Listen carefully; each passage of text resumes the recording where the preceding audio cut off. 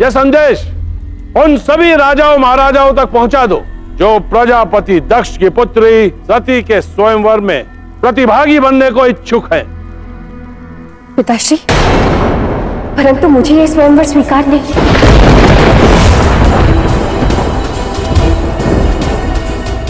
ये तुम क्या कह रही हो सती? तुमसे पूर्व तुम्हारी ज्येष्ठ बहनों का विवाह भी स्वयंवर से ही हुआ था। बिना सोचे समझे किसी भी प्रथा को स्वीकार करना ये भी तो उचित नहीं है ना। स्वयंवर का अर्थ होता है कि एक कन्या को स्वयं अपने वर चुनने का अधिकार प्राप्त हो, परंतु अब लगता है कि ये प्रथा स्त्री के अधिकार का नहीं बल्कि पुरुषों के वर्चस्व का आधार बन गया है। परंपरा के नाम पर कुछ चुने हुए युवाओं को एक पंक्ति में खड़ा कर देना और उनमें से एक का वरण कर लेना, ये तो स्वयंवर नहीं कहलाता ना।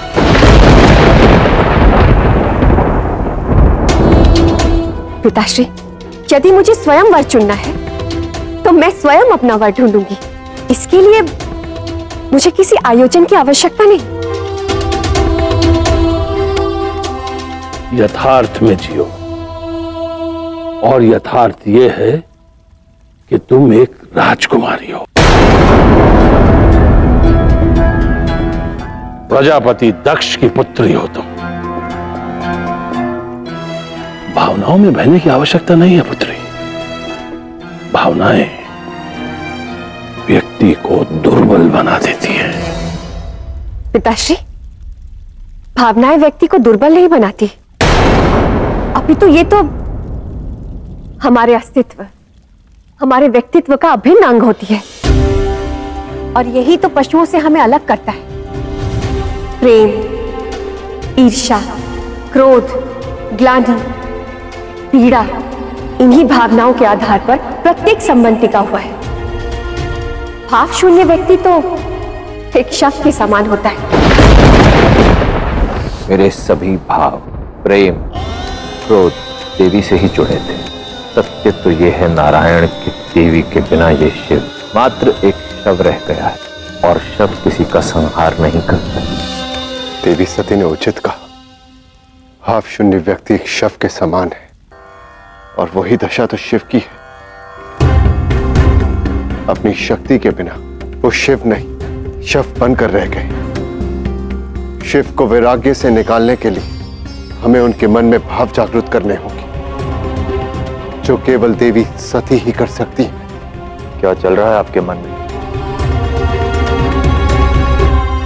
कुमारी सती, आपके पिता परम विद्वान हैं। उन्होंने उचित कहा, भावनाएं मनुष्य को दुर्बल बना देती हैं। प्रणाम ऋषिवर। पुत्री, मेरी नहीं तो कम से कम ऋषिवर की बात सुन लो। कदाचित ये तुम्हें वो मार्ग दिखाएंगे जो तुम्हारे हितार्थ में हो। आप निश्चिंत रहें प्रजापति दक्ष, मैं कुमारी सती को वही दिखाऊंगा जो उनके लिए सबसे अधिक सर्वश्रेष्ठ होगा।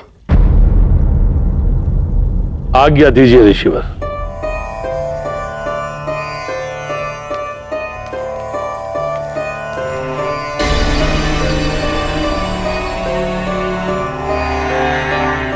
आपने किस आधार पर यह कहा कि व्यक्ति की भावनाएं दुर्बल होती हैं? अपने आराध्य के आधार पर। वो सृष्टि के सर्वशक्तिशाली व्यक्ति हैं, फिर भी उनमें कोई भाव नहीं। वो भाव शून्य व्यक्ति हैं। वो एक वैरागी का जीवन जी रहे हैं। इस संसार में किसी के साथ भी उनका कोई संबंध नहीं। यदि कोई उनका अपमान करे तो उन्हें क्रोध नहीं आएगा। यदि कोई उनकी प्रशंसा करे तो उन्हें प्रसन्नता नहीं होगी। वो पूरे वैरागी बन चुके हैं, फिर भी मैंने आज तक उनके जैसा बुद्धिमान और शक्तिशाली व्यक्ति नहीं देखा। भाव शून्य व्यक्ति? ये कैसा जीवन हुआ? भाव शून्य जीवन तो बहुत नीरस होता होगा। यदि आप समझती हो कि भावनाएं इतनी महत्वपूर्ण हैं, तो उसे सिद्ध करके दिखाओ। मेरे आराध्य के जीवन में भावनाओं के रंग भर दो। यदि ऐसा कर दिया तो मैं स्वीकार कर लूंगा कि आपका विचार उचित है और मेरी सोच अनुचित। ठीक है, मैं सिद्ध कर दूंगी। कहाँ है आपके आराध्य? मैं उनसे मिलना चाहूंगी। इस राज्य में आप जहां भी जल पर अग्नि को पाएंगी, वहीं पाएंगी आप उन्हें। जल पर अग्नि? ये कैसे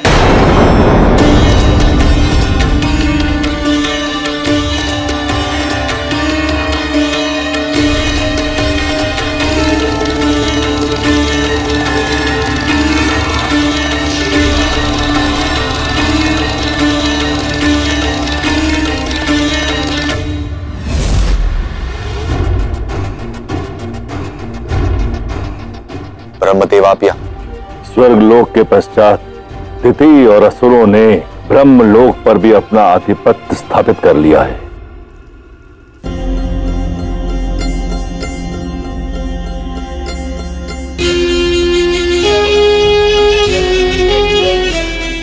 मुझे खेद है पितामह, मैं आपको आप ही के लोक से नहीं निकालना चाहती थी, किंतु क्या करूं? एक नए आरंभ के लिए इसी के अंत का होना तो आवश्यक होता है।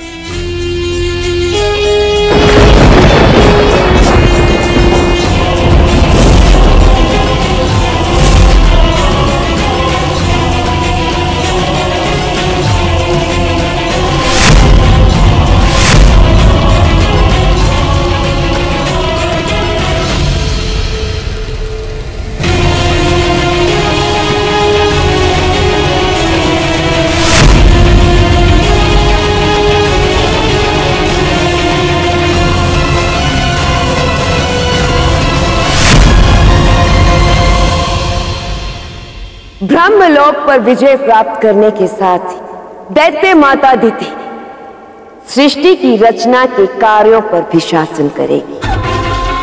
अब ये ब्रह्मांड देवी का नहीं, किंतु दिति का होगा, केवल दिति का। दिति सृजन कार्य को लेने पर ही नहीं रुकेगी, सत्ता और शक्ति की लालसा उसकी ओर बढ़ती जाएगी। वो प्रत्येक लोक और कार्य को अपने अधीन करने की चेष्टा करेगी। अर्थात इसका अगला लक्ष्य होगा वैकुंठ। माता ने उचित कहा था, वैकुंठ वैभव और ऐश्वर्य से परिपूर्ण है और शीघ्र ही ये सब असुरों का होगा। ब्रह्मलोक हारने के पश्चात यदि हम वैकुंठ भी हार गए तो इसका अर्थ यह हुआ कि कैलाश का पतन भी निकट ही है। इस पहेली का हल तो देवी को ढूंढना ही होगा। वो देवी शक्ति है, सृष्टि की निर्माता। जब इतनी जटिल कार्य को उन्होंने इतनी सरलता से किया है, तो ये पहेली तो उनके लिए छोटी सी कठिनाई है। जल पर अग्नि, ये कैसे संभव है? और वो कौन सी जगह है?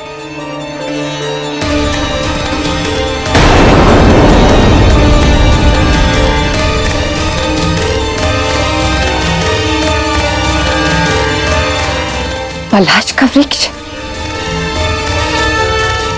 यही तो अग्नि का प्रतीक है।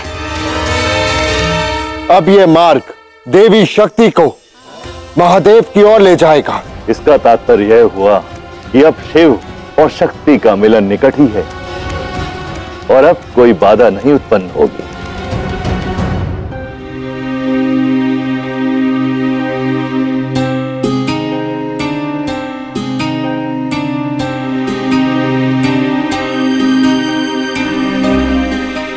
तो ये है जल पर अग्नि का प्रतीक। पूरे राज्य में यही वो स्थान है जहां पर वो मिलेंगे, परंतु वो वैरागी है कहां?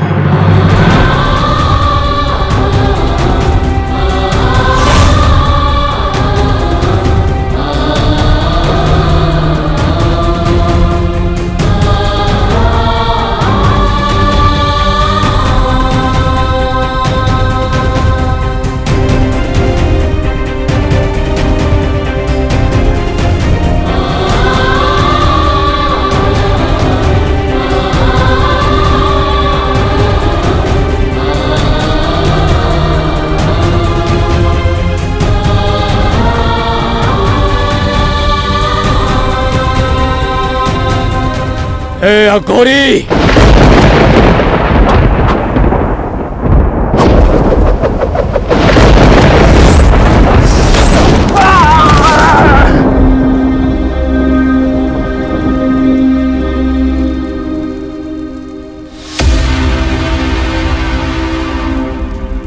ये कोई साधारण अघोरी नहीं है, इसे ना ललकारना ही हमारे लिए शुभ होगा।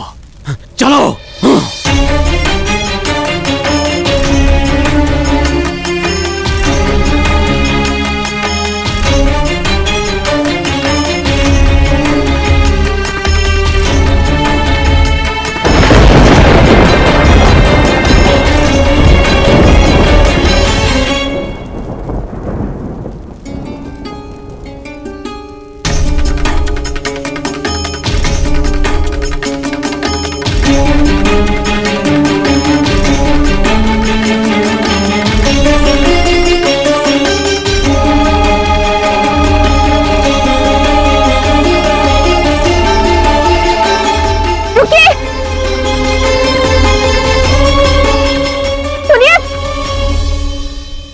मुझे ये ज्ञात नहीं कि आपने वैराग्य क्यों चुना है, परंतु जिस कारण आप वैराग्य के पथ पर अग्रसर हुए हैं, आपको उसकी सौगंध। रुक जाइए।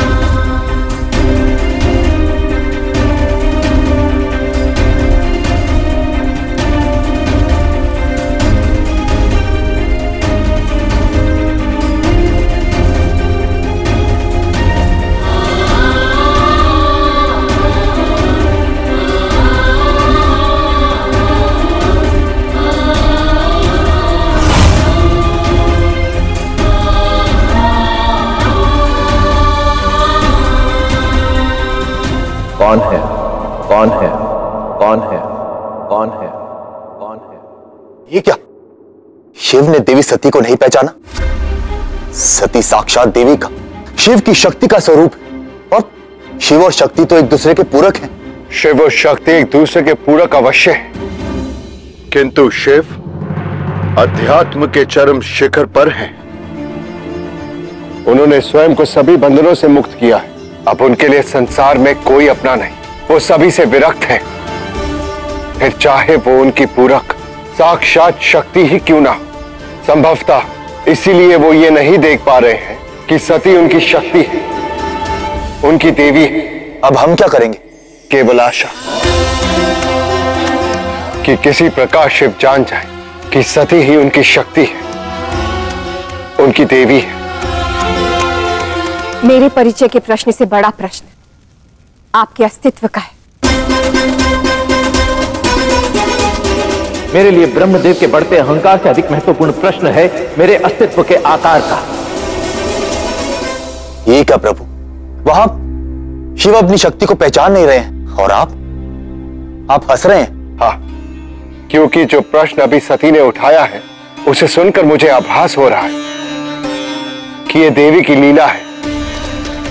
सृष्टि के सृजन से पूर्व स्वयं के अस्तित्व की खोज ने शिव को देवी तक पहुंचाया था, और अब देवी स्वयं सती बनकर शिव के पास आई है ताकि वो पुनः शिव को उनके अस्तित्व का भान करवा सके। जय हो देवी।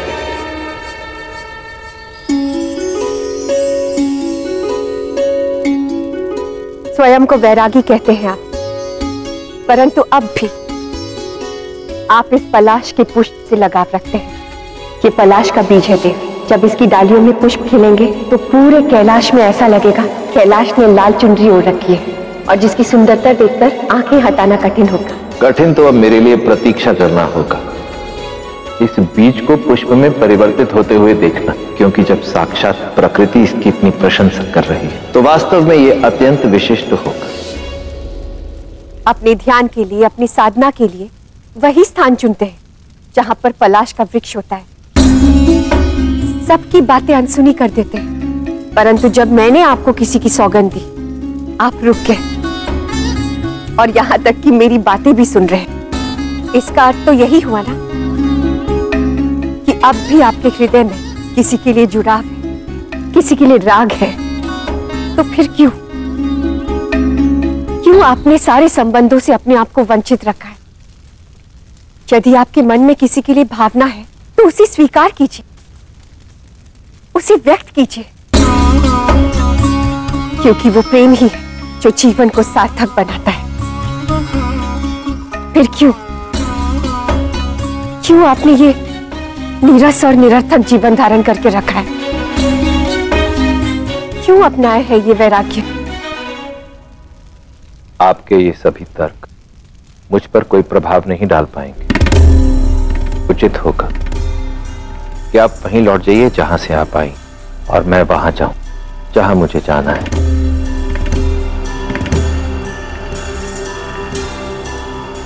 संसार में किसी का भी जीवन प्रेम विहीन नहीं होता।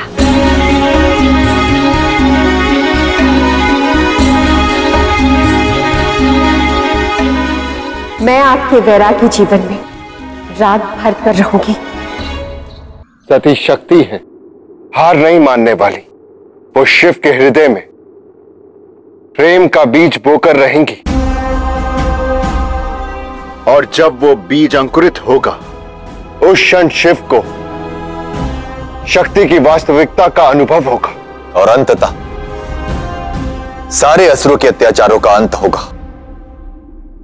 देवराज इंद्र, आप बजरंग और उसकी सेना को रोक कर रखें। तब तक मैं सुनिश्चित करता हूं कि किसी भी प्रकार से शिव और शक्ति का मिलन हो जाए, अन्यथा सृष्टि प्रलय के पथ पर अग्रसर हो जाएगी।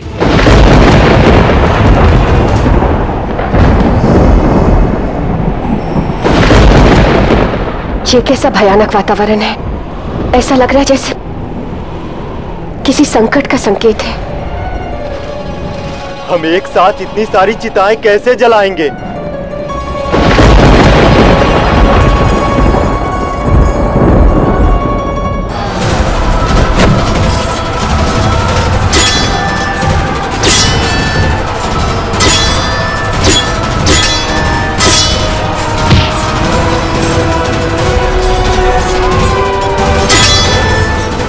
ये मूर्ख देवता इतनी आसानी से पराजय स्वीकार नहीं करते। कोई बात नहीं, थोड़े विलंब से ही से शीघ्र ही वैकुंठ भी मेरे अधीन होगा।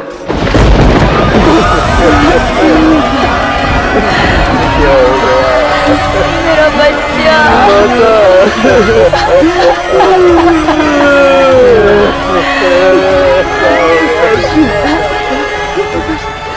भद्र, ऐसे भयानक वातावरण में इन सबका अंतिम संस्कार कैसे होगा?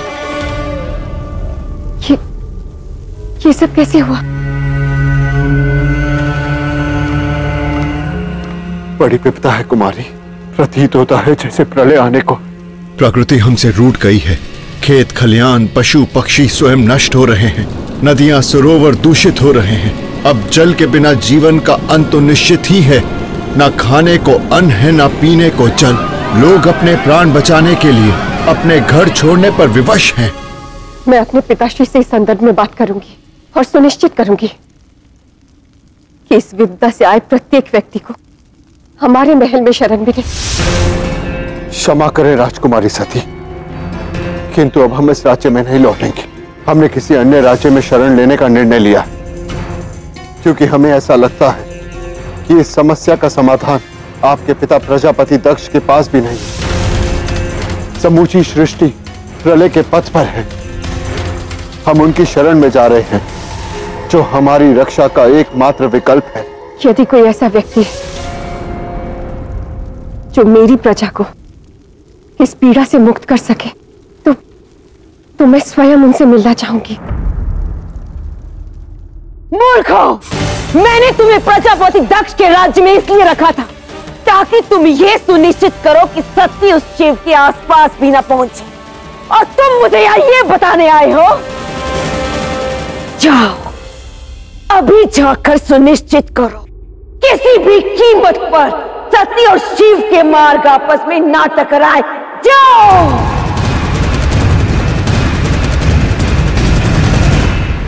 आप मुझे उनके पास लेकर चलिए। किंतु आपके पिताश्री प्रजापति दक्ष ने उस क्षेत्र में किसी का भी प्रवेश वर्जित कर रखा है, इसलिए वहां कोई नहीं जा सकता। क्योंकि अगर कोई वहां गया तो इस राज्य में पुनः लौटकर कभी वापस नहीं आ सकता। यह राज नियम है। राजधर्म का पहला नियम यह है कि प्रजा की सेवा की जाए, और यदि ऐसा कोई स्थान है जहां मेरी प्रजा को इस पीड़ा से मुक्ति मिले तो मैं उस स्थान को स्वयं देखना चाहूंगी। आप मुझे वहां लेकर चलिए। ठीक है।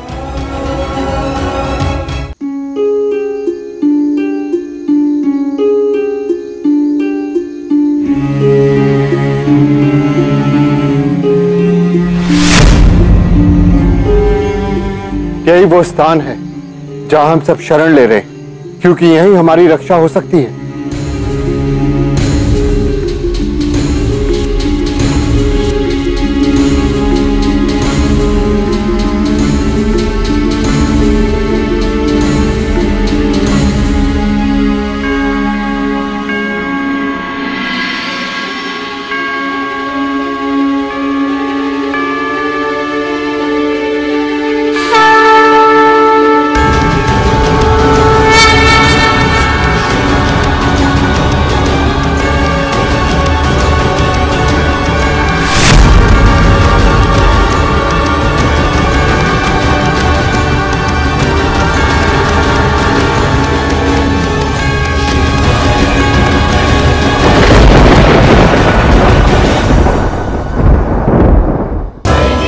अब स्वयं सती आपके आराध्य को सत्य का आभास कराएगी। उन्हें ये आभास कराएगी कि सृष्टि को प्रलय से बचाना उनका कर्तव्य है।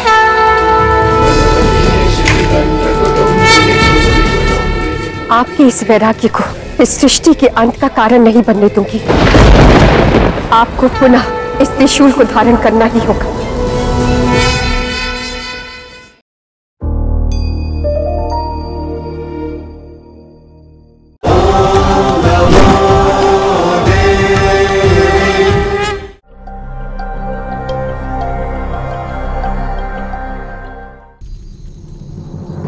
इस त्रिशूल में वो शक्ति है जो इस विपदा के कारण का नाश कर सकती है। जो नकारात्मक ऊर्जा सृष्टि का अंत करने की चेष्टा कर रही है, ये त्रिशूल उसका अंत कर सकता है। किंतु जो इस त्रिशूल को धारण करते हैं, उन्होंने इस त्रिशूल का और समस्त संसार का त्याग कर दिया, जो मेरे आराध्य हैं। क्या इस त्रिशूल में इतनी शक्ति है कि सृष्टि के विनाश को रोक सकता है, प्रलय को रोक सकता है? हाँ, इस त्रिशूल के 3 शूल उन 3 गुणों का प्रतीक है जिससे सृष्टि बनी है। सत्व, तमस और रजस्व। इसकी रचना उस उद्देश्य के लिए ही हुई है जब जब अधर्म और पाप अपनी मर्यादा की सीमा लांघेगा, तब तब ये त्रिशूल उनका अंत करेगा, सृष्टि के 3 गुणों में संतुलन स्थापित करेगा। किंतु अब मेरे आराध्य ने इस त्रिशूल को त्याग दिया है और वैराग्य का पथ अपना लिया है।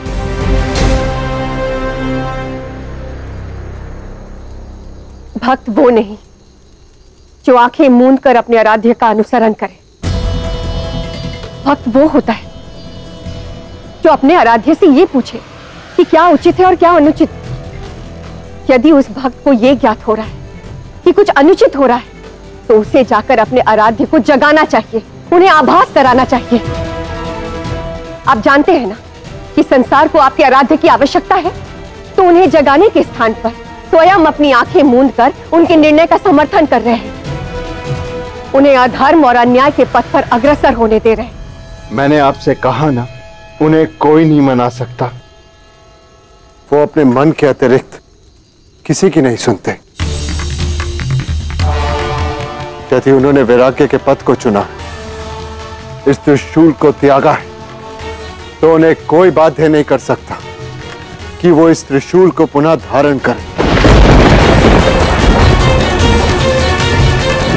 इसलिए मेरी आपसे विनती है कि आप शीघ्र अति शीघ्र इस सत्य को स्वीकार कर लें।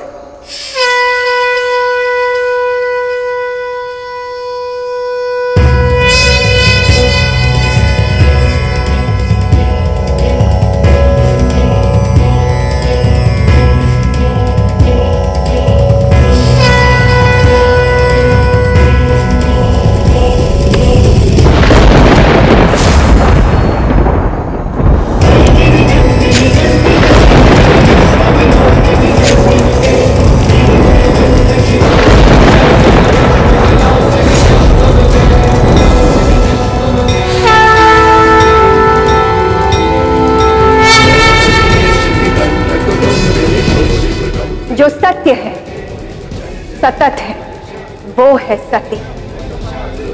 अब स्वयं सती आपके आराध्य को सत्य का आभास कराएगी। उन्हें ये आभास कराएगी कि सृष्टि को प्रलय से बचाना उनका कर्तव्य है।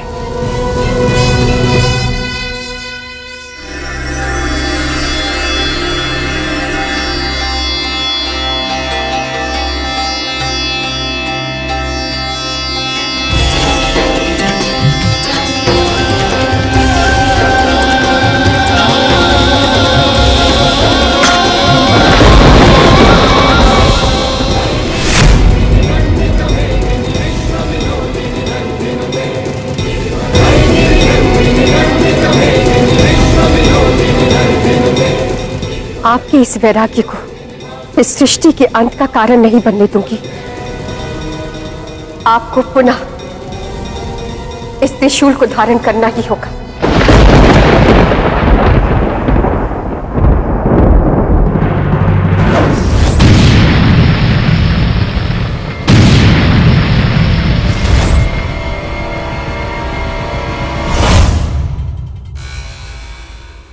तुम ये युद्ध करने की भूल कर रहे हो इंद्र, जिसमें तुम्हारी पराजय निश्चित है। देखो अपने आसपास, मेरा एक एक असुर तुम्हारे कितने देवताओं पर भारी पड़ रहा है। असुरों की बैकुंठ पर विजय निश्चित है।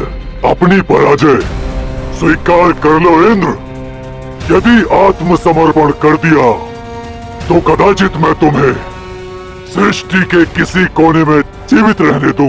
बजरंग, अपनी इस शक्ति पर अभिमान करने से पूर्व स्मरण करो, तुम सब असुरों का अस्तित्व देवी की शक्ति की कृपा से है और मुझे देवराज इंद्र को उस मां की शक्ति और कृपा पे पूर्ण विश्वास है कि वो धर्म के इस युद्ध में अधर्म का साथ कदापि नहीं देगी। वैरागी होने का यह अर्थ नहीं कि व्यक्ति अपने कर्म से विमुख हो जाए, बल्कि वैराग्य भाव से किया गया हर कर्म आध्यात्म का चरम शिखर होता है। धारण कीजिए इस त्रिशूल को और अपने कर्म पथ पर अग्रसर हो जाइए। अंत कर दीजिए इस पाप का। अधर्म पर धर्म की स्थापना कीजिए। सृष्टि पर आए हुए प्रलय को नष्ट कीजिए। इन निर्दोषों की पीड़ा का अंत कीजिए जो अपने तारनहार की शरण में आए हैं। इन निर्दोषों को आपसे बहुत सारी अपेक्षाएं, कृपया करके इनकी आस्था की डोर को टूटने मत दीजिए। मैं किसी का तारणहार नहीं। आप सहायता के लिए किसी और के पास जाइए, क्योंकि शव किसी की सहायता नहीं कर सकता।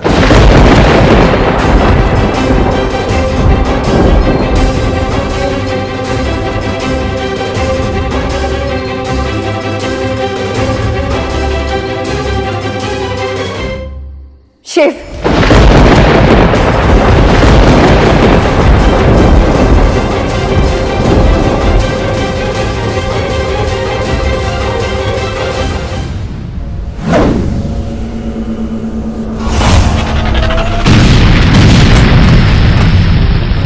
मैं तुम्हारा अंत करके वैकुंठ जीतूंगा।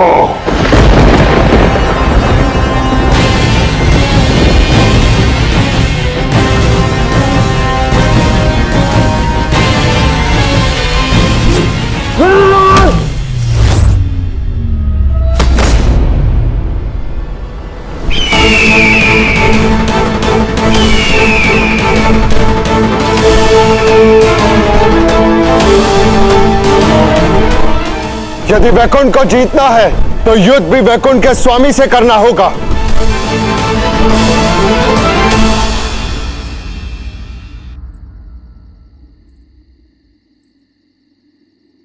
ये केवल एक त्रिशूल नहीं है, बल्कि उस व्यक्ति की आस्था का प्रतीक है जिसने आपको इसे धारण करने के योग्य बनाया, सशक्त बनाया।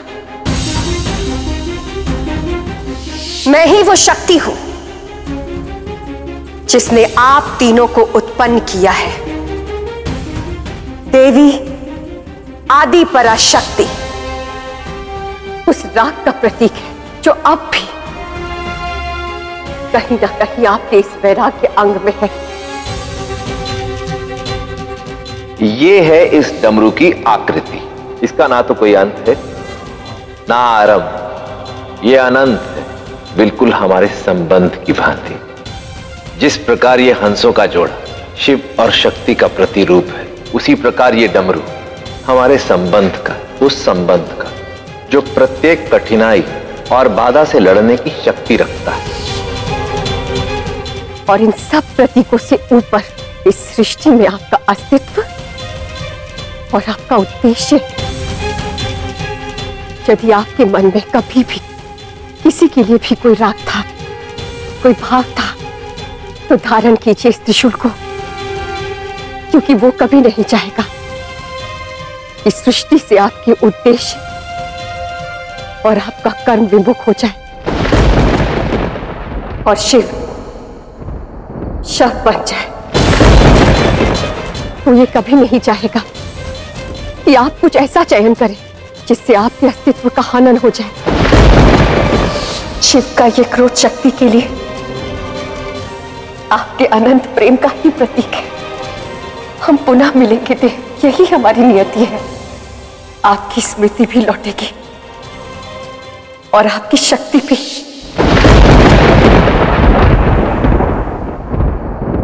उठाइए इस त्रिशूल को शिव। शिवा ओम शिवम शिवा।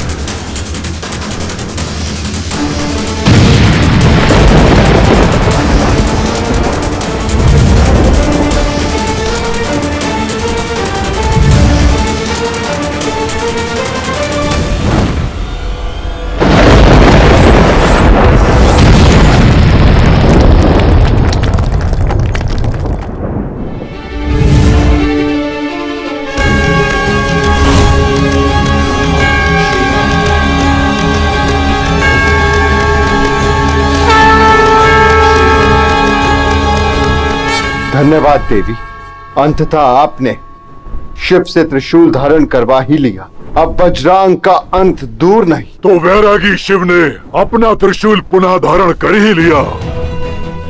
आओ आगे बढ़ो, मुझे मारने की व्यर्थ चेष्टा करो।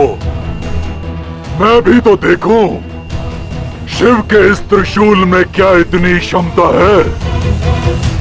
बिना शक्ति के मुझे मार पाएंगे?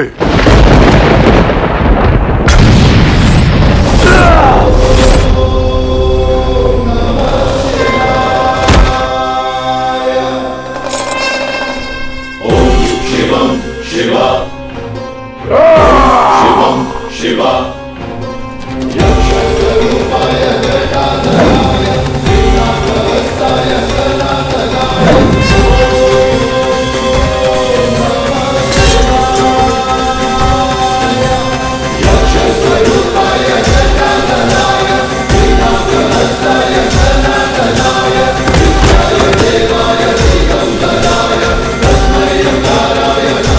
महादेव की महादेव की महादेव की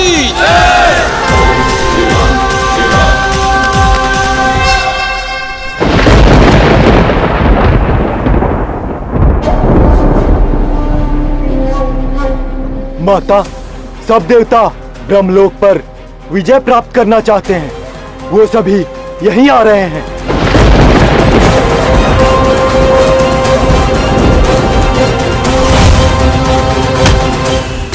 कैसे मिली उन्हें ये सफलता?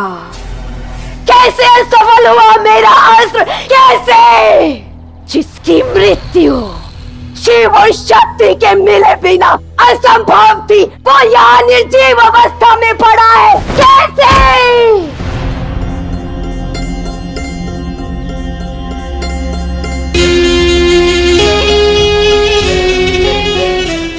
नहीं,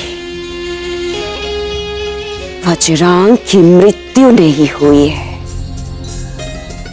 केवल इसके प्राण सुप्त हुए हैं। अर्थात शिव और शक्ति एक साथ नहीं आए, पर पास आए हैं।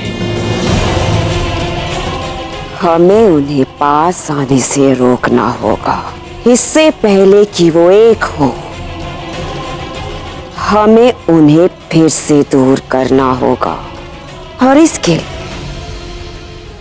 लिए मैं एक ऐसा अस्त्र तैयार करूंगी जो वज्रांग की कमी को पूर्ण करेगा। प्रतीत होता है कि देवता आ गए।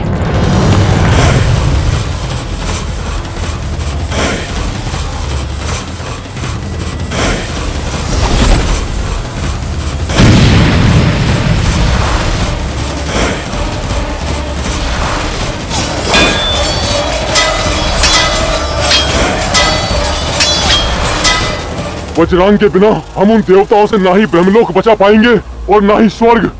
हमारे पास इतना बल नहीं है माता। बल से नहीं, हमें ये युद्ध अब छल से जीतना होगा। और उसके लिए मैं एक ऐसे असुर को जन्म दूंगी जो उन देवताओं को अपनी भक्ति से परास्त करेगा।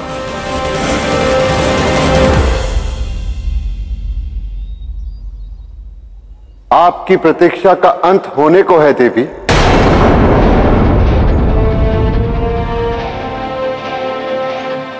कौन? कैसी प्रतीक्षा का अंत? आपने पुनः उनसे उनका त्रिशूल धारण करवा उन्हें पाप के अंत के लिए मना लिया। शीघ्र ही सृष्टि पर धर्म की स्थापना होगी और सृष्टि को उचित संतुलन प्राप्त होगा। सृष्टि अपना संतुलन पुनः प्राप्त करेगी, ये आप कैसे जानते हैं? ये तो केवल सृष्टि के संचालक जान सकते हैं। हाँ, सृष्टि पर जीने वाले भी अनुमान लगा सकते हैं, और मेरा यह अनुमान सत्य सिद्ध होगा। शीघ्र ही सृष्टि में संतुलन स्थापित होगा।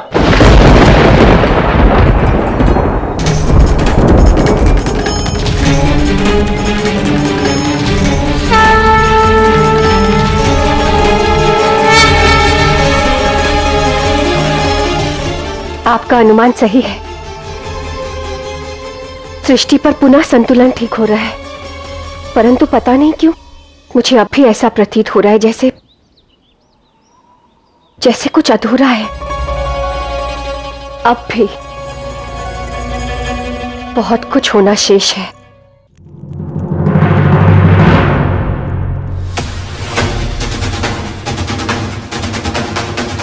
अपने पिता वज्रांग की इस अवस्था का प्रतिशोध लेने तुम्हें आना ही होगा। अस्त्रों का तारनहार बनना होगा तुम्हें।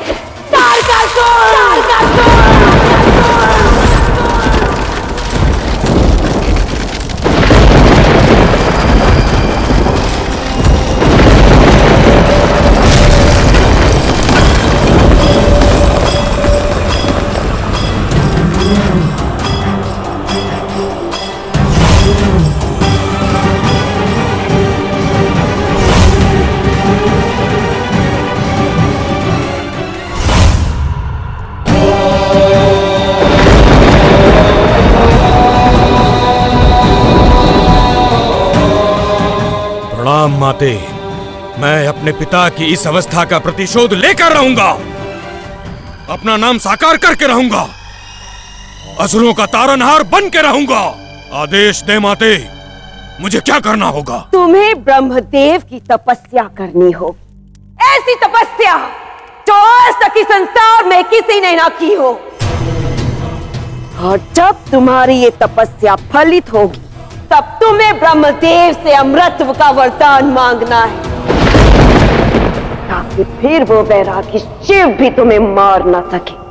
आज्ञा माते, मैं अभी इसी क्षण अपनी तपस्या आरंभ करता हूं।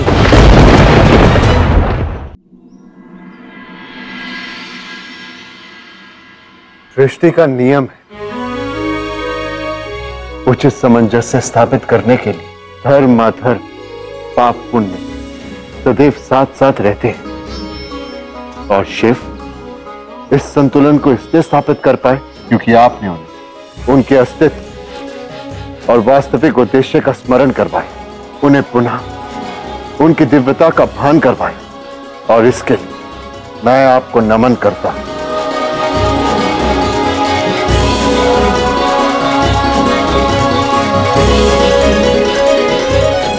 देवी, ये आप क्या कर रहे हैं? मैं कोई देवी नहीं हूं। मैं तो साधारण सी राजकुमारी हूं। जो नश्वर देव को ईश्वर बना दे वो देवी है।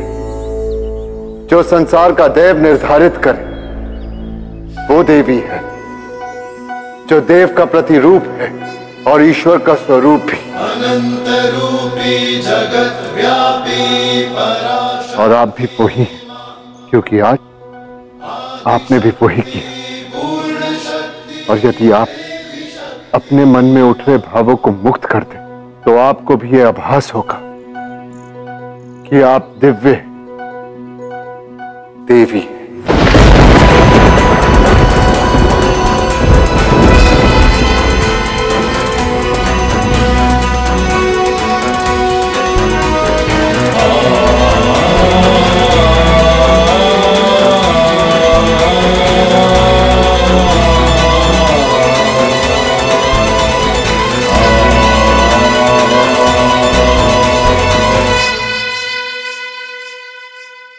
यदि तुम अपने पिता का सम्मान करती हो तो अब से ना उस शिव से कभी मिलोगी, ना ही उसका नाम कभी लोगी। ये लो तलवार और मेरा शीश काट दो, फिर तुम और वो शिव एक ही पाप के भागी बन जाओगे, क्योंकि उस शिव ने भी भरी सभा में तुम्हारे दादाश्री का पंचम शीश काटा था।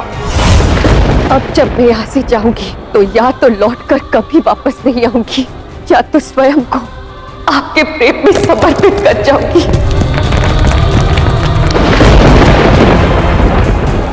मुझे केवल सत्य जानना है कि क्यों आपके त्रिशूल ने ब्रह्मदेव के 5वें शीश को काटा।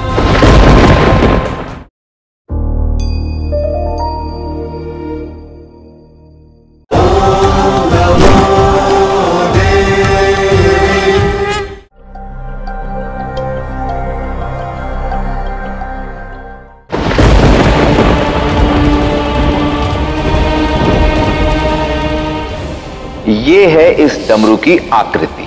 इसका ना तो कोई अंत है ना आरंभ। ये अनंत है, बिल्कुल हमारे संबंध की भांति।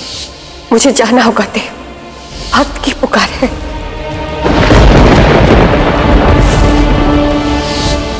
मुझे प्रतीक्षा है उस क्षण की जब मानसरोवर के ये हिम पिघलेंगे, जब यहां पुनः जीवन की कोपलें फूटेंगी, जब मानसरोवर में हंसों का वही जोड़ा फिर से दिखेगा जो शिव और शक्ति के साथ उनके अनंत प्रेम का प्रतीक है।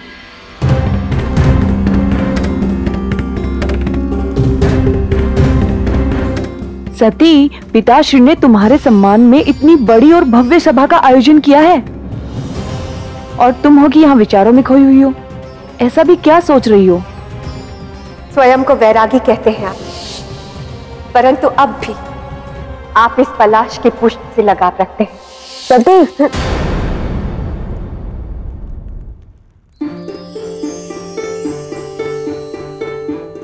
तुम्हें स्मरण है मैंने पिताश्री से क्या कहा था कि मैं अपना वर स्वयं चुनूंगी, और मुझे लगता है जैसे मुझे वो व्यक्ति मिल गया। सच? किंतु तुम इतना चिंतित क्यों हो? क्योंकि मुझे ये नहीं पता कि पिताश्री मेरी भावनाओं को समझेंगे या नहीं। कदाचित वो ये ना समझ पाए कि मुझे ऐसा क्यों लग रहा है कि मेरे लिए उनसे योग्य और कोई नहीं। यदि पिताश्री के समक्ष कोई अपना पक्ष रख सकता है, अपनी बात मनवा सकता है, तो वो केवल तुम ही हो। वो तुम्हारी बात कभी नहीं टालेंगे। अब चलो, सभा में सभी तुम्हारी प्रतीक्षा कर रहे हैं। राजकुमारी सती की जय! राजकुमारी सती की जय! राजकुमारी सती की जय! राजकुमारी सती की जय! राजकुमारी सती की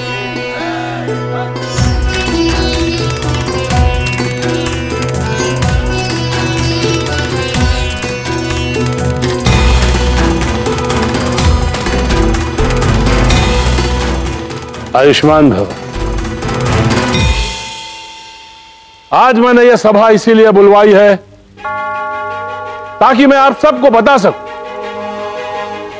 कि मुझे अपनी पुत्री सती पर गर्व है। एक पिता होने के नाते नहीं, अपितु प्रजापति दक्ष होने के नाते भी इसने हमारा सर गर्व से ऊंचा कर दिया। आज सती ने हमारे राज्य और समूची सृष्टि में फैलने वाली भयंकर महामारी की समस्या से निदान बड़ी ही दक्षता पूर्वक किया। इसलिए आज से संसार सती को दक्षाणी सती के नाम से जानेगी। दक्षिणी सती की जय! दक्षिणी सती की जय! दक्षिणी सती की जय! दक्षिणी सती की उत्तम, अति उत्तम।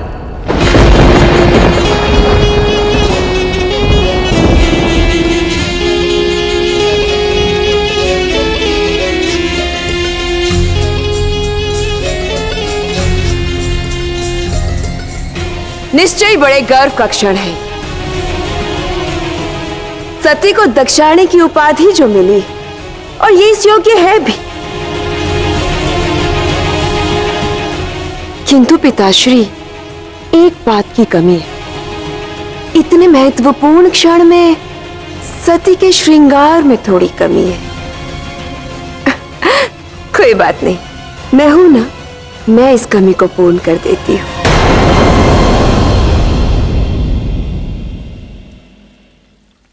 ये लीजिए।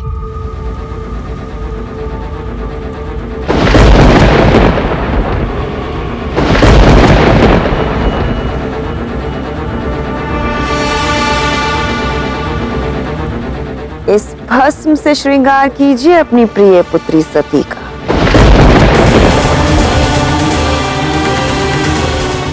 दीदी, व्यर्थ की बातें मत करो। यदि आपको मेरी बातें व्यर्थ प्रतीत हो रही तो आप स्वयं सती से पूछ लीजिए। पूछिए इससे कि आज ये महल से बाहर किससे मिली थी। और पिताश्री, वो वही व्यक्ति है जिसके साथ मिलकर सती ने सृष्टि पर आई हुई इस विपदा को दूर किया है। सती, कौन था वो?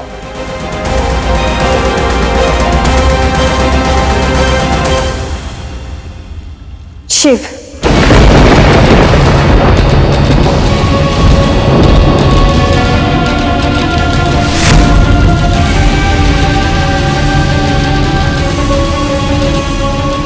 अब मेरा कार्य स्वयं पिताश्री करेंगे। वो सती और शिव को कभी नहीं मिलने देंगे।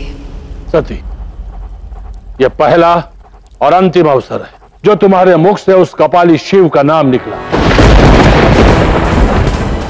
यदि तुम अपने पिता का सम्मान करती हो तो अब से ना उस शिव से कभी मिलोगी, ना ही उसका नाम कभी लोगी। सब कुछ मेरी मंशा के अनुरूप ही हो रहा है। अब जैसे ही तारकासुर की तपस्या पूर्ण होगी, मैं अपनी अगली चाल चल दूंगी और मुझे विश्वास है कि वो भी सफल होगी। ओम ब्रह्मदेवाय नमः।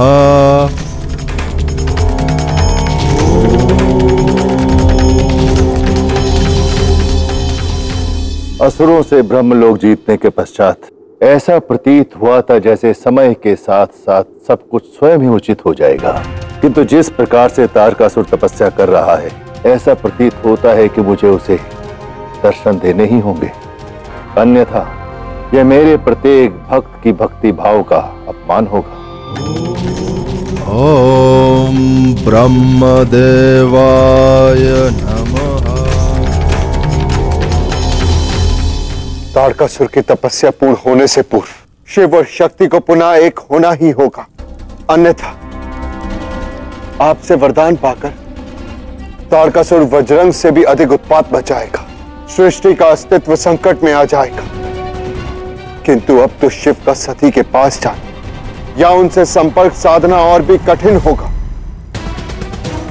पिताश्री, आपने मुझे दक्षानी की उपाधि देकर सम्मानित किया है, क्योंकि आप मुझ में अपनी छवि देखते हैं। आपको विश्वास है कि मुझ में उचित और अनुचित की समझ है। परंतु पिताश्री, शिव को लेकर हम दोनों की भावनाएं इतनी विपरीत क्यों है? मेरे पूरे जीवन में मैंने आज तक कभी भी शिव का नाम नहीं सुना, यहां तक कि उनके विषय में भी मैं अज्ञात थी। परंतु आज मुझे उनके बारे में सब कुछ पता चल गया कि उनकी उपाधि कितनी ऊंची है। यदि ब्रह्मदेव सृष्टि के रचयिता है, विष्णु संचालक, तो शिव संहारक है। उन्हीं के कारण सृष्टि के सृजन का चक्र पूर्ण होता है।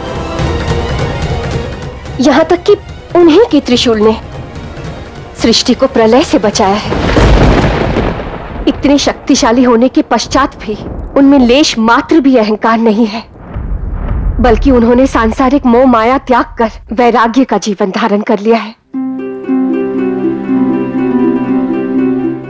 लोग उन्हें पूछते हैं, उन्हें आराध्य कहकर पुकारते हैं, उनकी आराधना करते हैं, उनकी शरण में जाते हैं, उनका गुणगान करते हैं। परंतु आप पिताश्री, आप उनसे इतनी घृणा करते हैं कि अपने राज्य में उनकी आराधना तो दूर, उनके नाम लेने पर भी प्रतिबंध लगा रखा है। पिताश्री, हमारे राज्य में ऐसा कोई भी स्थान नहीं जहां शिव का वास हो, जबकि शिव का स्थान तो अध्यात्म और दिव्यता का स्थान है। अर्थात तुम वहां गई थी जहां वो कपाली शिव वास करता है। हाँ, मैं वहां गई थी।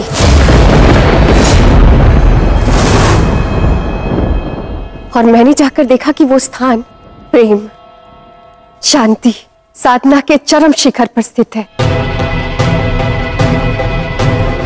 पिताश्री, वो स्थान तो सकारात्मक ऊर्जा का केंद्र है, जहां बिना किसी भेदभाव के सबका स्वागत होता है।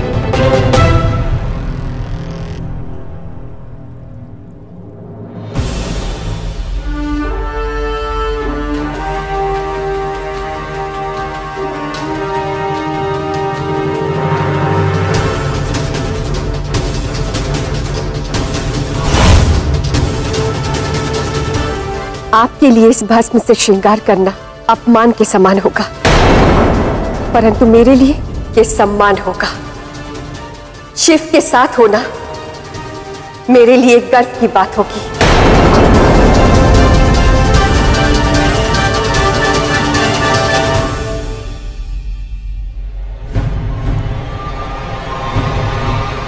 सदैव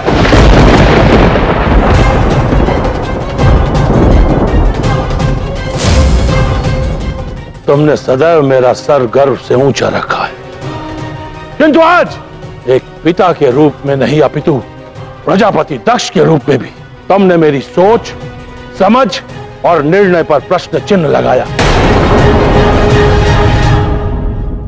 यदि तुम्हें अब भी लगता है मेरा निर्णय गलत और उस कपाली शिव का निर्णय सही है, तो मुझे एक कार्य करना होगा।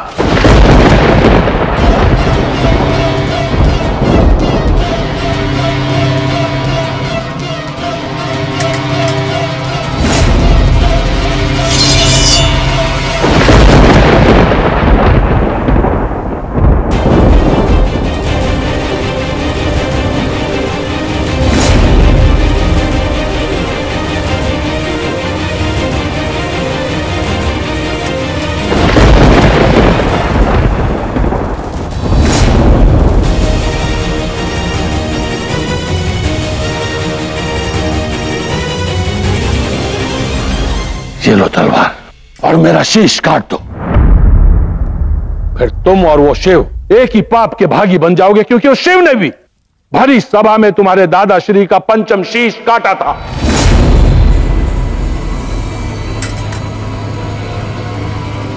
विश्वास नहीं हो रहा तो वो देखो,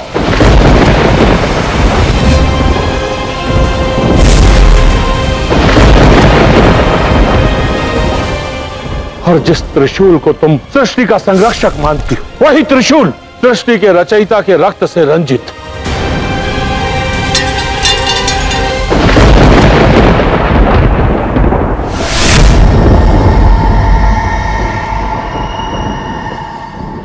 संसार के हित के लिए मैंने ये त्रिशूल पुनः धारण कर लिया है। कैलाश पर भी लौट आया, परंतु यहां मैं सृष्टि से पुनः जुड़ने के लिए नहीं आया, अपितु स्वयं को सृष्टि से दूर करने के लिए आया।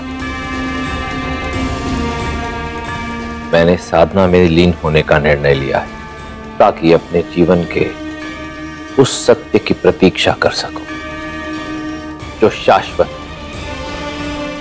जो मेरे अस्तित्व का आधार है। मैं साधना में लीन रहूंगा तब तक जब तक कैलाश की स्वामिनी मेरी देवी पुनः लौट नहीं आती। मां, मुझे शिव से मिलना ही होगा। मुझे ये जानना है क्यों उन्होंने परमपिता ब्रह्मदेव के 5वें शीश को काटा। सती, मैं तुम्हारी मनोस्थिति समझ सकती हूँ, किंतु इस संदर्भ में तुम जितना अधिक सोचोगी उतनी ही अधिक तुम्हें पीड़ा होगी। माँ, आप जानती है ना कि पिताश्री ने मेरा नाम सती रखा है, और सती का अर्थ है जो सत्य है वो सतत है। माँ, यदि पिताश्री की बातें सत्य है कि शिव ने अहंकार में चूर होकर ब्रह्मदेव के 5वें शीश को काटा था, तो मैं वचन देती हूं कि मैं शिव को कभी नहीं देखूंगी। परंतु उससे पूर्व मां, मुझे शिव का सत्य भी जानना आवश्यक है। ठीक है सती, किंतु मुझे वचन दो, परिणाम चाहे जो भी हो, शिव से मिलने के बाद तुम अवश्य यहां लौटोगी। किंतु तुम शिव को ढूंढोगी कहां? पता नहीं क्यों मां, मुझे ऐसा लगता है जैसे एक स्थान है जहां शिव अवश्य होंगे, और ऐसा आभास हो रहा है जैसे वो स्वयं मुझे पुकार रहे हैं। कौन सा स्थान? कैलाश।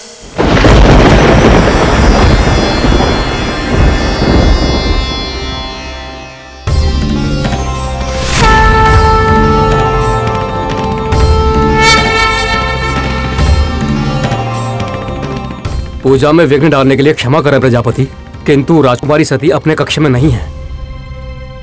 आपके आदेशानुसार उनके कक्ष के बाहर कड़ी सुरक्षा व्यवस्था भी थी, किंतु फिर भी उसने पिताश्री की आज्ञा की अवहेलना की। और ये तो हम सभी जानते हैं कि वो इस समय किससे मिलने गई है, उस शिव से।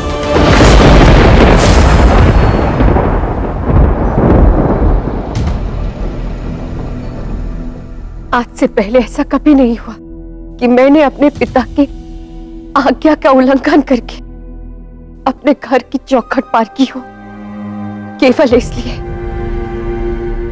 ताकि मैं कैलाश की चौखट पार करके आपके पास आ सकूं। शिव, अब जब मैं यहां से जाऊंगी तो या तो लौटकर कभी वापस नहीं आऊंगी, या तो स्वयं को आपके प्रेम में समर्पित कर जाऊंगी।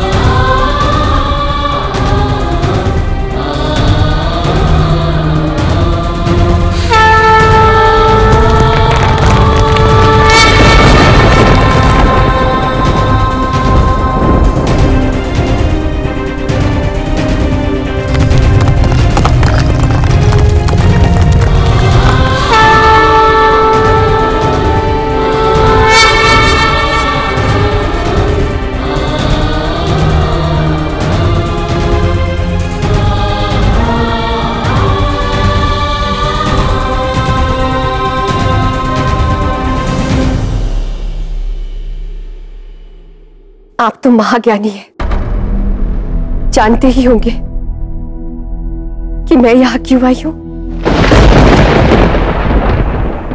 केवल धरती नहीं, संपूर्ण ब्रह्मांड में जाकर ढूंढो।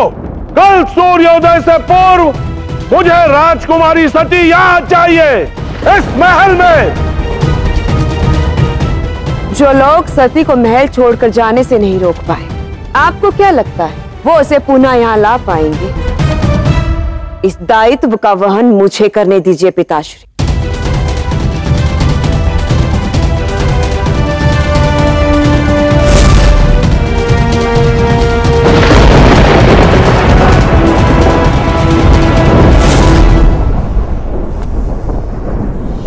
वीरतासुर, दैत्य माता दिति तुम्हारा आह्वान करती है।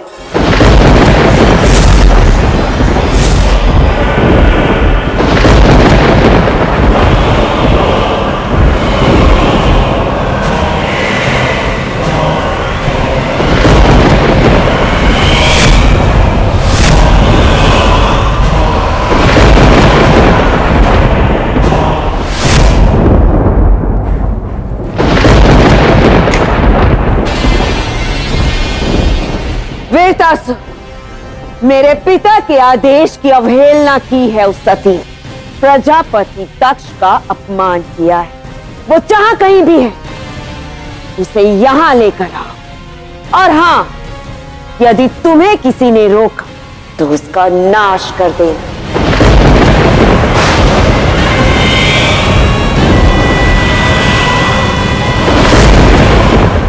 मैं जानता हूं कि तुम यहां क्यों आए हो, और ये भी देख पा रहा हूं कि जिस दृष्टि से तुम मेरे त्रिशूल को देख रही हो वो उस दृष्टि से भिन्न है जिससे तुम इसे पहले देख रही हो। अब तुम्हारी दृष्टि में ये पाप का अंत करके संसार में संतुलन स्थापित करने का साधन मात्र नहीं रह गया, क्योंकि अब इस पर तुम्हें अपने पितामह ब्रह्मदेव के रक्त के छींटे दिखाई दे रहे हैं। मुझे केवल सत्य जानना है कि क्यों आपके त्रिशूल ने ब्रह्मदेव के 5वें शीश को काटा।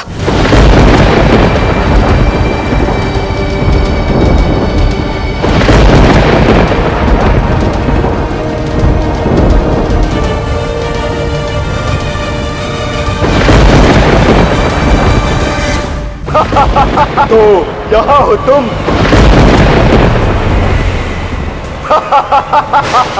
कौन हो तुम? चले जाओ यहाँ से। चला जाऊंगा, किंतु तुम्हें अपने साथ ले जाने के बाद।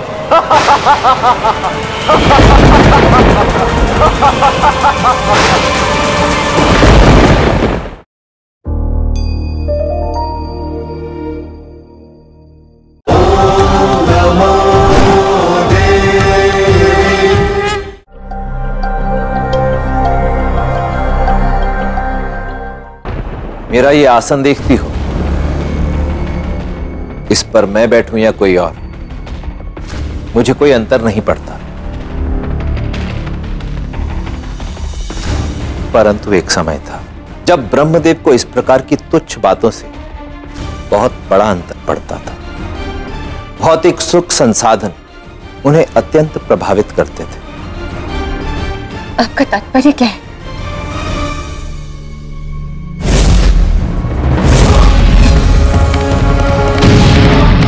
इस संपूर्ण सृष्टि की रचना मैंने की है, यहां तक कि शिव और विष्णु की रचना भी मैंने स्वयं ही की है। तो भला उन दोनों का आसन मेरे समकक्ष कैसे लगाया जा सकता है? तुमने मेरे सामर्थ्य की शक्ति को ललकारा है, अब मैं दिखाऊंगा कि ब्रह्मा क्या कर सकता है। ब्रह्मदेव, आपके अहंकार के कारण सृष्टि का संतुलन बिगड़ रहा है, और जब भी कोई पाप या दुष्कर्म अपनी सीमा लांघकर सृष्टि को संकट में डालता है तो मैं शिव अपना संहारक अवतार ले लेता हूं। मैंने ब्रह्मदेव का 5वां शीश केवल इसलिए काटा क्योंकि उसका आधार ही अहंकार था। वो अहंकार जिसने उनका विवेक हर लिया। अपने उस 5वें शीश के कटते ही ब्रह्मदेव अहंकार के विकार से मुक्त हो गए। यदि संसार का रचयिता अहंकारी होगा तो यह संसार के लिए अत्यंत घातक सिद्ध हो सकता है। इसलिए संसार के हित के लिए मैंने ब्रह्मदेव को इस पाप से मुक्त किया। कैलाश में जो कोई भी सच्चे मन से आता है वो कभी खाली हाथ नहीं लौटता। तुम भी जिस प्रश्न का उत्तर खोजती यहां आई थी, उसका उत्तर तुम्हें प्राप्त हो गया। अब लौट जाओ। जब मैंने कैलाश के चौखट को लांघा था तो स्वयं को एक वचन दिया था कि जब भी मैं यहां से जाऊंगी या तो फिर कभी वापस लौटकर नहीं आऊंगी या फिर आपके प्रेम में स्वयं को समर्पित कर जाऊंगी।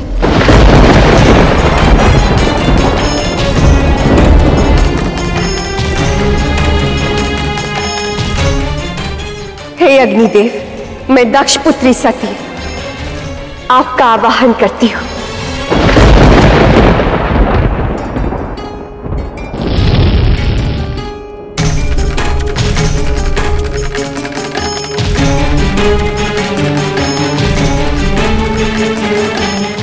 मैंने अपने पिताश्री से ये कहा था कि मैं अपना वर स्वयं चुनूंगी, और आज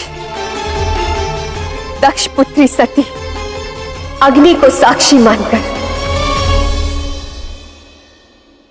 आपको अपना वर चुनती है। और ये मेरा सौभाग्य होगा कि आप भी मुझे अपने पत्नी के रूप में स्वीकार करें शिव। मैं आपकी भावनाओं का सम्मान करता हूं,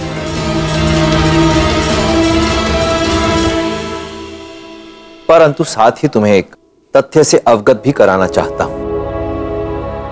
शिव के जीवन में केवल एक ही स्त्री का स्थान है, वो स्त्री जिसके बिना शिव अधूरा था, अधूरा है और सदैव अधूरा ही रहेगा। शिव की शक्ति, मेरी देवी।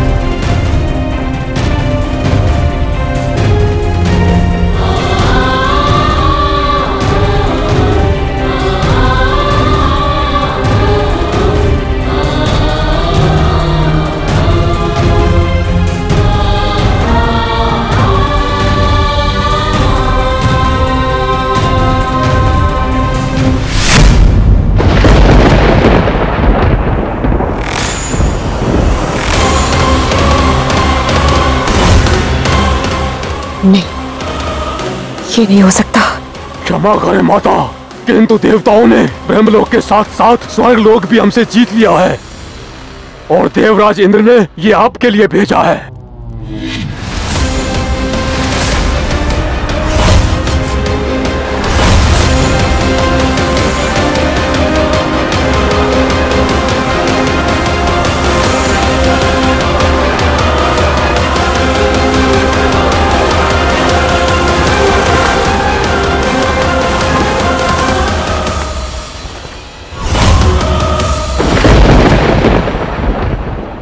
देवराज इंद्र ने कहा है कि आप ये इंद्रासन पाताल लोक में रख सकती हैं, क्योंकि आपकी भांति देवताओं के लिए ये युद्ध हारे हुए इंद्रासन को पुनः प्राप्त करना नहीं था, बल्कि उनके लिए ये धर्म युद्ध था, ताकि स्वर्ग और पाताल लोक के निर्माण के समय देवी ने इन लोकों के निर्माण के लिए जो सीमा निर्धारित की थी उनकी पुनर्स्थापना की जा सके।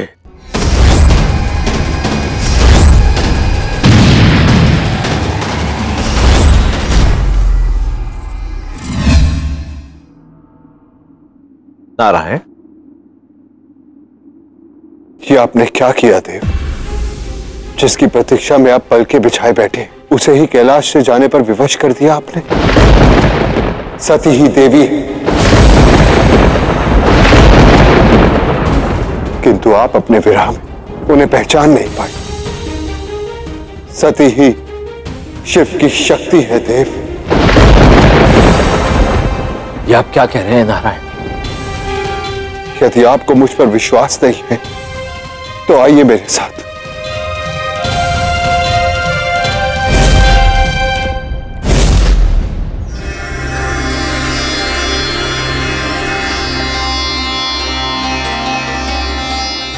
स्वयं देख लीजिए देव, देवी के जाने पर जैसे आपने वैराग्य को अपनाया था, वैसे ही कैलाश ने हिम को ओढ़ लिया था। किंतु आज जब सती के पग कैलाश पर पड़े तो कैलाश ने अपनी दृढ़ता का त्याग कर दिया और मानसरोवर पुनः शीतल सरोवर बन गया।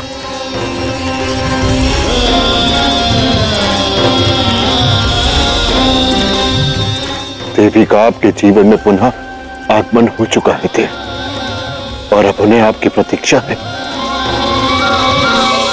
और अब जब आप उन्हें देवी के रूप में स्वीकार करेंगे तो ये हंसों का जोड़ा पुनः एक होगा,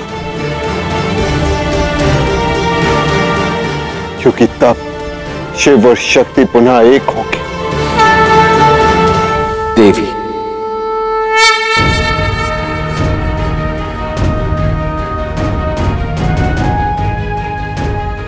शिव के जीवन में केवल एक ही स्त्री का स्थान, वो स्त्री जिसके बिना शिव अधूरा था, अधूरा है और सदैव अधूरा ही रहेगा।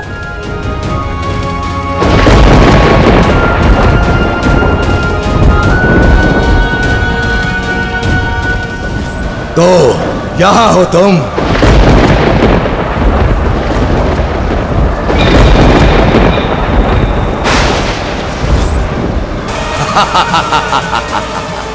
कौन हो तुम? चले जाओ यहां से। चला जाऊंगा, किंतु तुम्हें अपने साथ ले जाने के बाद। दैत्य माता दीति,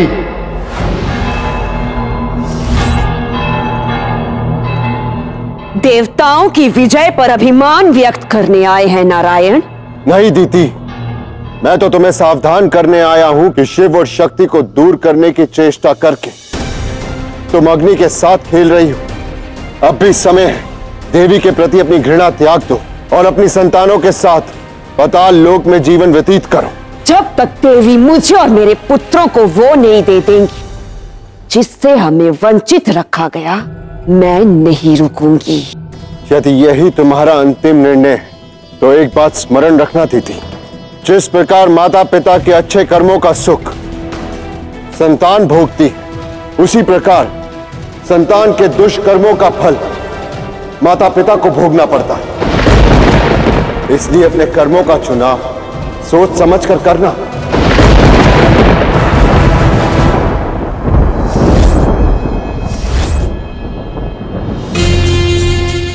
जब वृत्रासुर और उसकी सेना सती को यहां पाताल लोक में मेरे सामने लेकर आएंगे तब इन देवताओं को मेरी शक्ति का ज्ञान होगा।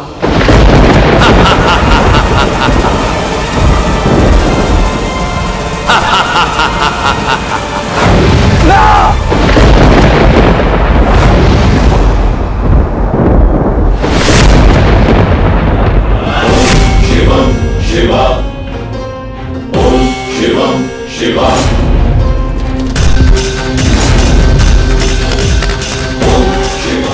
सती को ले जाने से पूर्व तुम्हें मुझसे युद्ध करना होगा वृतासुर।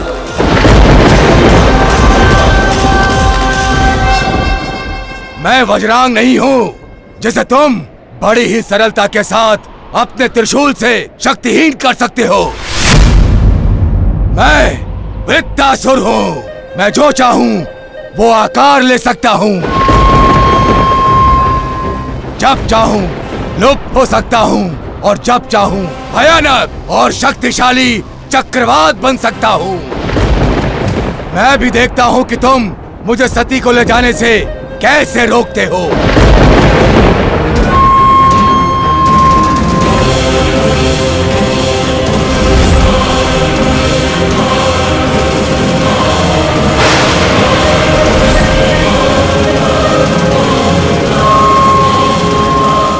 सती, तुम पलाश के वृक्ष के पास जाकर मेरी प्रतीक्षा करो। तब तक मैं वृतासुर का अंत करता हूं। नहीं, मैं आपके साथ यही युद्ध करूंगी।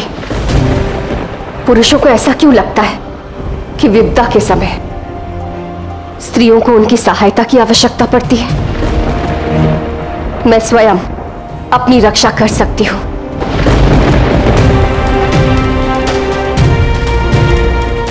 मुझे एक क्षण के लिए भी ये संदेह नहीं कि तुम अपनी रक्षा करने में पूर्णतः समर्थ हो। मैं तो केवल इतना कह रहा हूं कि अब उसकी कोई आवश्यकता नहीं है, क्योंकि आज से, अभी इसी क्षण से तुम्हारे सभी संघर्ष मेरे हुए।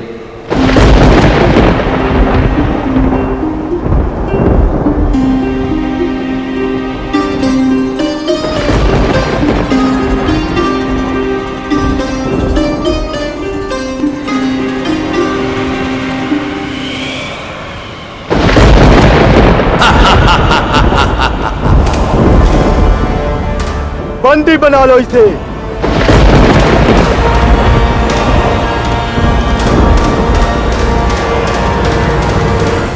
कदाचित तुम लोगों को स्मरण नहीं कि मैं दक्ष पुत्री सती हूं और दैत्य माता दीदी मेरी ज्येष्ठा।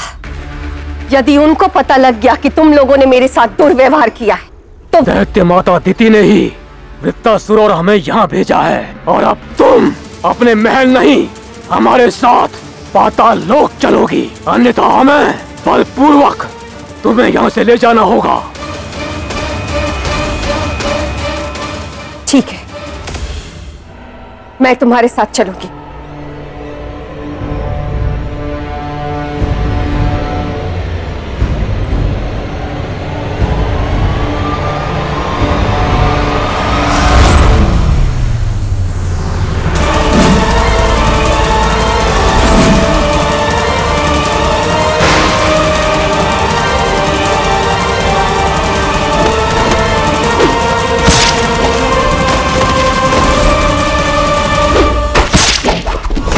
सती को उसके इच्छा के विरुद्ध कोई भी पाताल लोक नहीं ले जा सकता, स्वयं दैत्य माता दिति भी नहीं।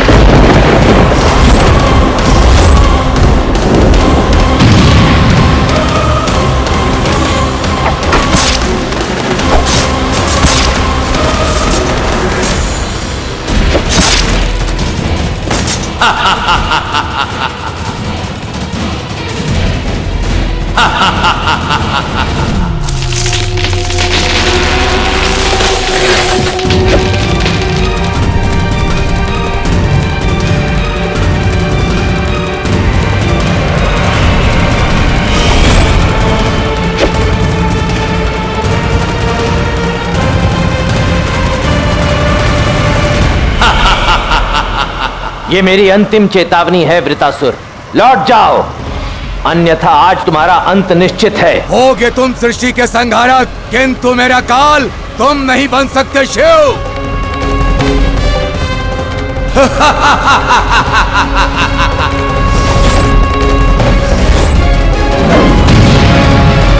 जो स्वयं को काल से परे समझते हैं उन्हें भी अंततः महाकाल में विलीन होना ही पड़ता है वृतासुर।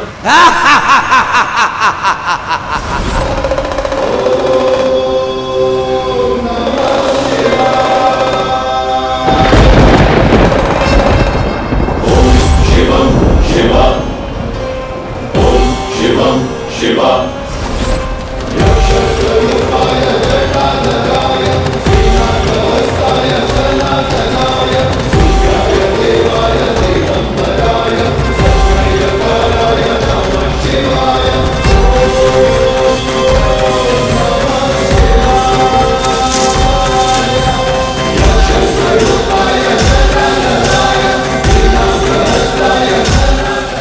अपने अंत के लिए सज्ज हो जाओ वृतासुर।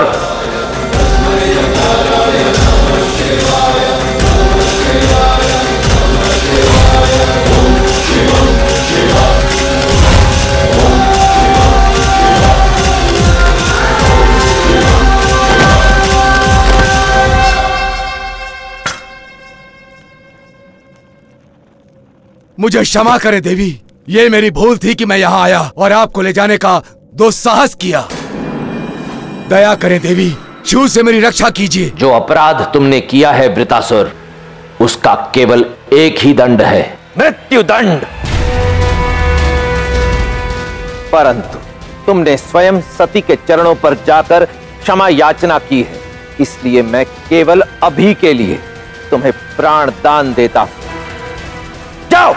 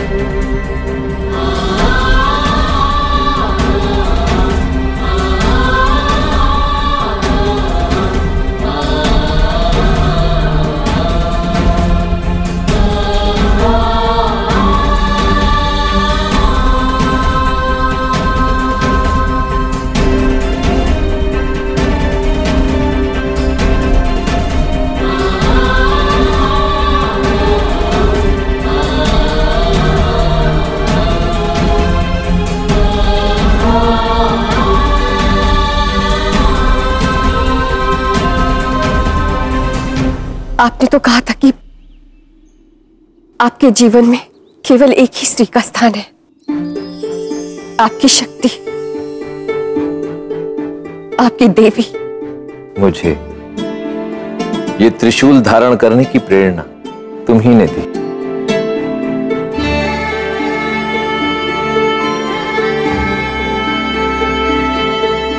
सृष्टि का संहारक होने के नाते सृष्टि की सभी नकारात्मक ऊर्जाओं को नष्ट करने के मेरे दायित्व के विषय में भी तुम ही ने मुझे स्मरण करवाया। यहां तक कि कैलाश पुनः लौटने का विचार भी तुमसे मिलने के पश्चात ही मेरे मन में आया। जब इस बैरागी के मन में ये सभी रंग, ये सभी भाव तुमने भरे हैं,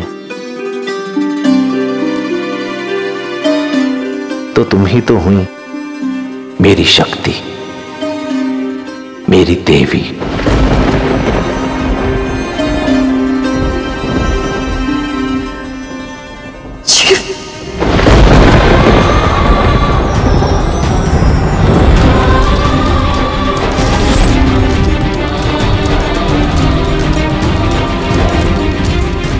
सती, मेरी शक्ति, मेरी देवी।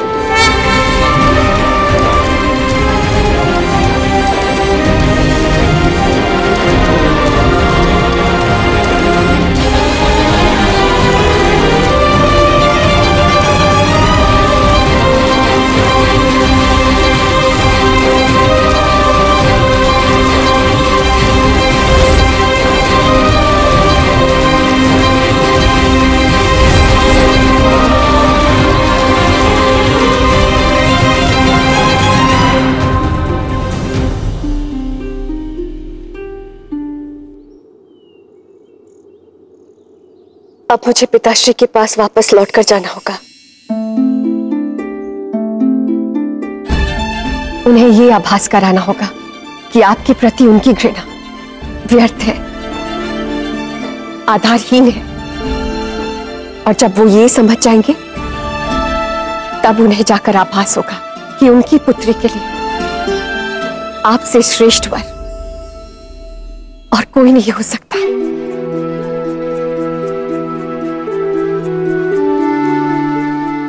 इतने युगों की प्रतीक्षा के बाद मिली हो और मिलते ही जाने की बात कर रही हो, क्या ये उचित बात है? जा तो रही,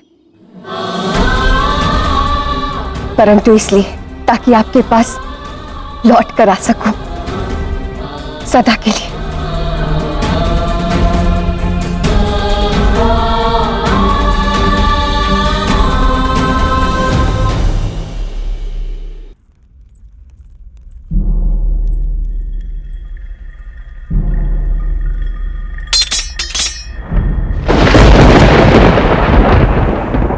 ये कैसा दुस्साहस है? दुस्साहस तो तुमने किया है सती।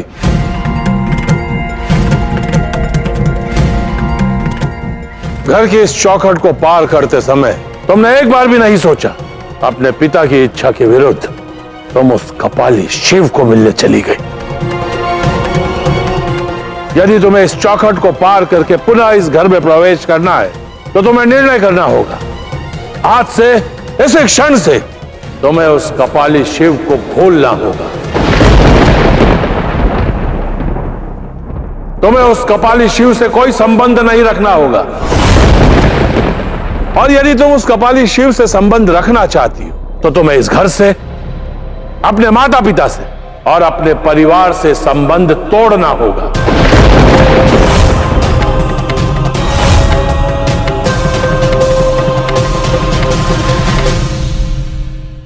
मैं ब्रह्मापुत्र प्रजापति दक्ष सती को मृत्यु को दान करता हूं, ग्रहण कीजिए। शिवम शिवा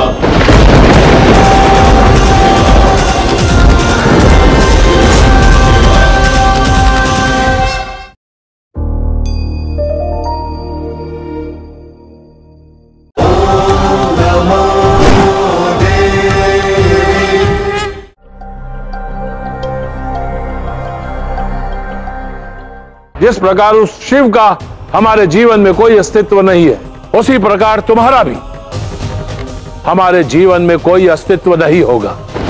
निर्णय तुम्हारा है। ये आप क्या कह रहे हैं? सती हमारी पुत्री है, वो हमसे संबंध कैसे तोड़ सकती है? उसकी ओर से मैं आपसे क्षमा मांगती हूँ। नहीं माँ, आपको मेरी ओर से क्षमा मांगने की कोई आवश्यकता नहीं, क्योंकि मैंने कुछ अनुचित किया ही नहीं। मैं तो केवल शिव के पास इसलिए गई थी ताकि अपने प्रश्नों के उत्तर जान सकूं कि उन्होंने परमपिता ब्रह्मदेव के 5वें शीश को क्यों काटा था। और जब आज मुझे ज्ञात हुआ तो मुझे ऐसा लगा कि पिताश्री को भी सत्य का ज्ञान होना आवश्यक है। आप भली भांति जानते हैं कि प्रजापति दक्ष इस विवाह के लिए कभी नहीं मानेंगे, तो फिर आपने सती को वापस क्यों लौटने दिया देव? मेरे ऐसा करने के पीछे एक विशेष उद्देश्य है नारायण। मैं प्रजापति दक्ष को एक अंतिम अवसर प्रदान करना चाहता हूं कि वो मेरे और सती के प्रेम को, हमारे विवाह को स्वीकार कर सके। अब ये प्रजापति दक्ष पर निर्भर करता है कि वो अपनी पुत्री सती की बात मानकर स्वयं देवी के कन्यादान का सौभाग्य प्राप्त करते हैं या अपने क्रोध और अहंकार के हाथों विवश होकर अपने ही पतन की ओर अग्रसर होते हैं।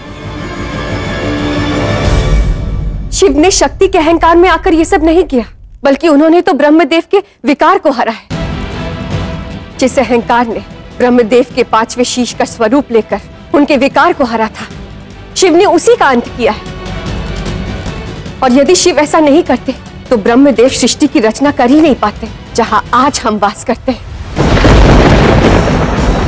आपकी आज्ञा की अवहेलना करके मैं शिव से मिलने चली गई। इसके लिए मैं क्षमा प्रार्थी हूं, परंतु पिताश्री, शिव में तनिक मात्र भी अहंकार नहीं है। वो तो प्रेम और करुणा के प्रतीक है। मुझे अपने परिवार और शिव में से किसी एक को नहीं चुनना, क्योंकि मुझे विश्वास है कि आपके आशीर्वाद से मैं और शिव एक साथ अपने जीवन का नया अध्याय प्रारंभ करेंगे।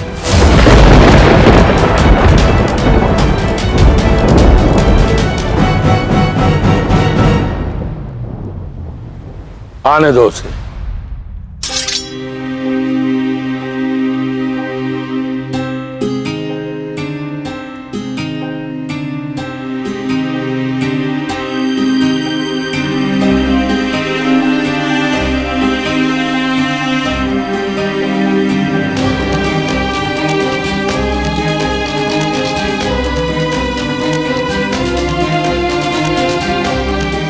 अंतिम बार मिल लो सती से, क्योंकि आज से सती मेरे लिए मर चुकी है।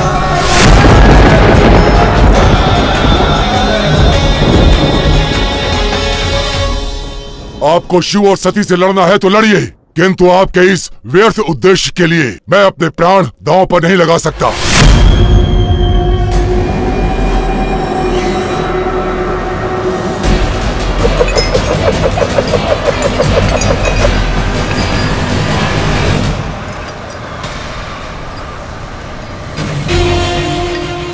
ये क्या कर रही हैं आप? क्या लगा था तुम्हें? तुम में इतनी शक्ति आ गई है कि तुम मेरी दैत्य माता दिति के आदेश की अवहेलना करोगे? तुम्हारा ये अस्तित्व मेरे ही कारण है, और अगर अब तुम इसे बचाना चाहते हो, तुम्हें मेरे आदेश का पालन करना होगा। मेरे लिए लड़ना होगा तुम्हें।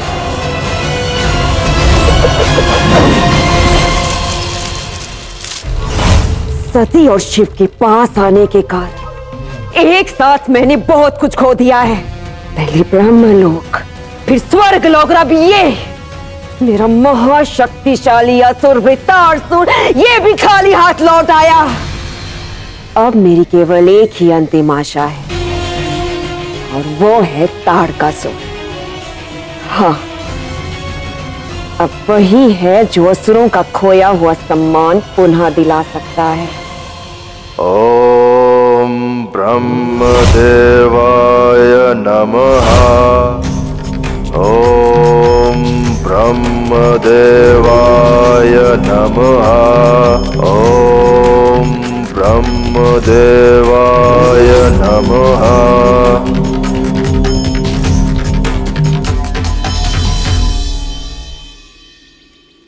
तुम्हारी तपस्या फलित हुई तारकासुर।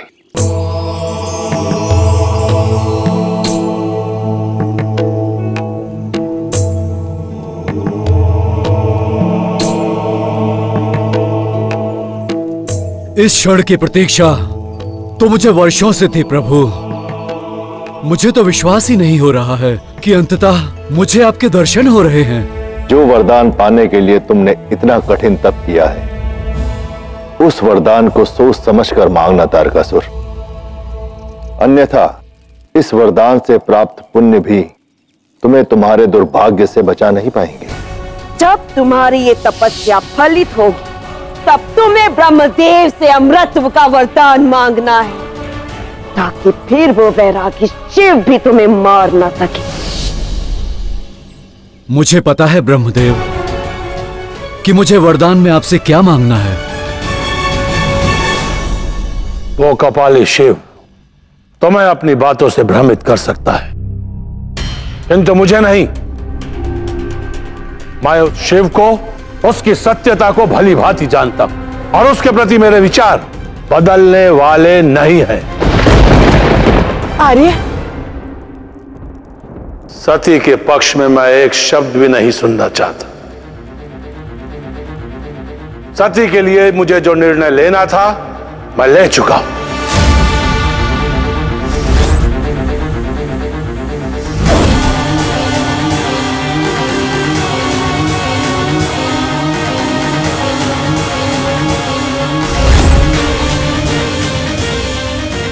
मैंने तुम्हें पुत्री के रूप में वरदान स्वरूप इसीलिए मांगा था ताकि मैं तुम्हारा कन्यादान कर सकूं, किंतु आज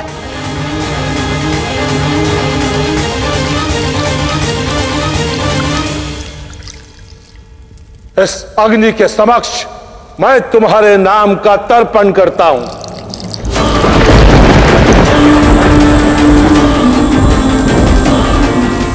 मैं ब्रह्मापुत्र प्रजापति दक्ष सती को मृत्यु को दान करता हूं।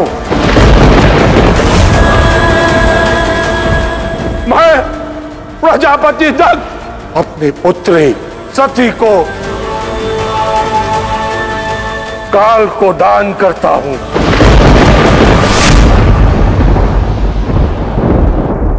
ग्रहण कीजिए। ओम शिवम शिवा, ओम शिवम शिवा, ओम शिवम शिवा, ओम शिवम शिवा, ओम शिवम शिवा।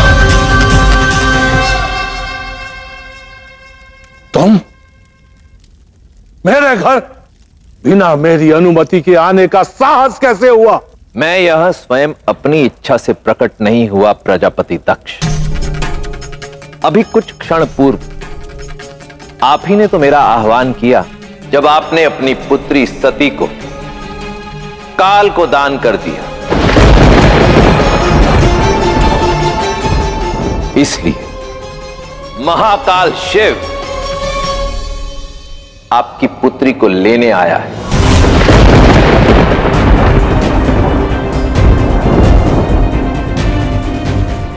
अपने साथ कैलाश ले जाने के लिए।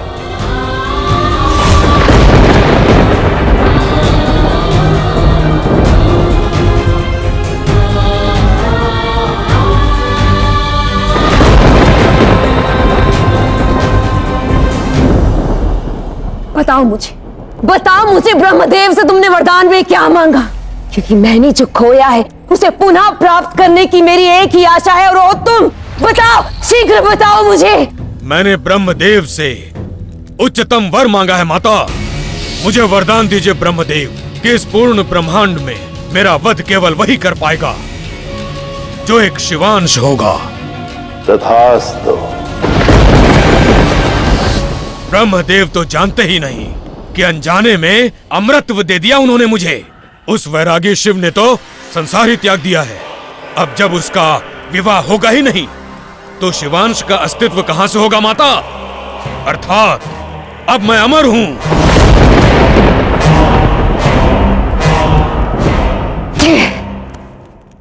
अमर नहीं, मूर्ख हो तुम, मूर्ख।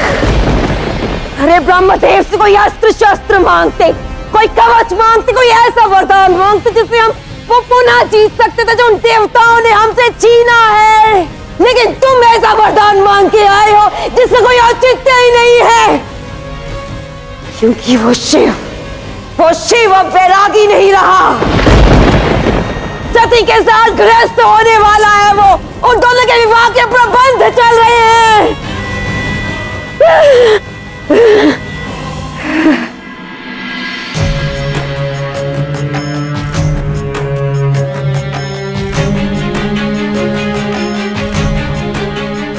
मैं प्रजापति दक्ष सती को मृत्यु को दान करता हूं।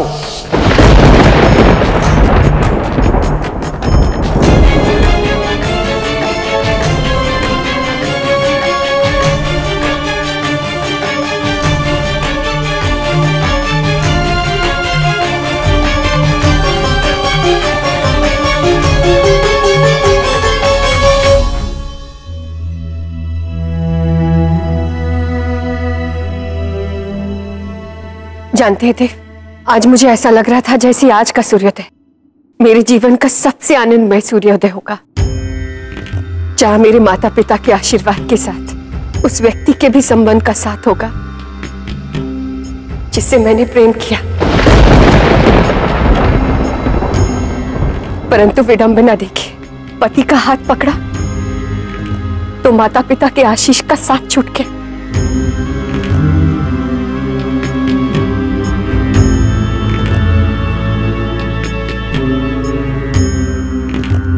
मेरे एक प्रश्न का उत्तर दोगी? क्या परिवार या परिवारजनों से हमारे संबंध केवल धमनियों में बहते समान रक्त के कारण ही होते हैं? परिवार तो वो होता है जो सुख दुख प्रत्येक परिस्थिति में एक अटल अडिग पर्वत के समान खड़ा रहे। मानता हूं कि हमारे विवाह में तुम्हारे माता पिता और अन्य संबंधी सम्मिलित नहीं हो पाए, परंतु हमारे विवाह के उपलक्ष्य में यहां कैलाश पर तुम्हारा एक नया परिवार तुम्हारे स्वागत के लिए अपनी पलकें बिछाए खड़ा है। मिलना चाहोगी उनसे?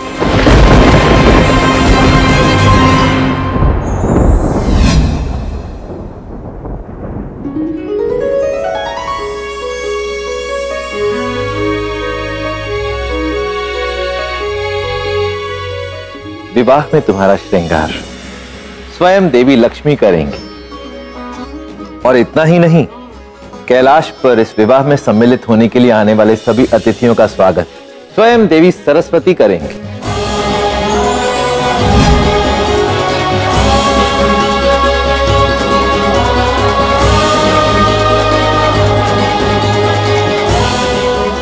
प्रेत, गण और अन्य सभी देव परिवार के सदस्यों का रंग भर देंगे।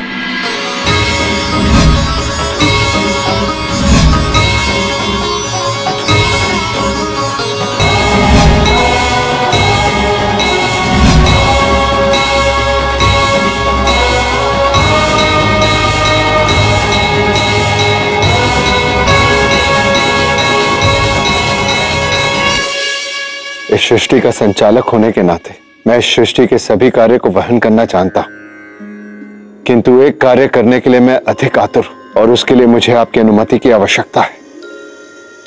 यदि आप मुझे अपने ज्येष्ठ के रूप में स्वीकार करें तो मैं अपनी बहन का हाथ अपने आराध्य के हाथ में देने का कर्तव्य पूर्ण करना चाहता हूं।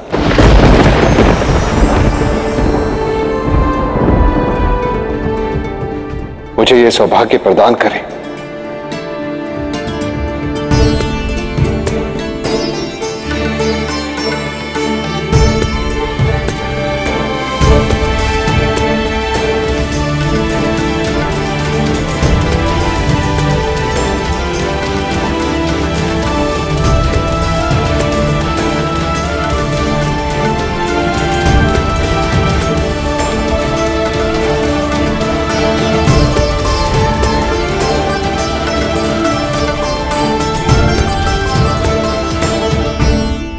आज इस धागे के साथ आपके और मेरे मध्य एक अटूट संबंध स्थापित हो गया। आज से आप मेरे ज्येष्ठ हुए और मैं आपकी बहन।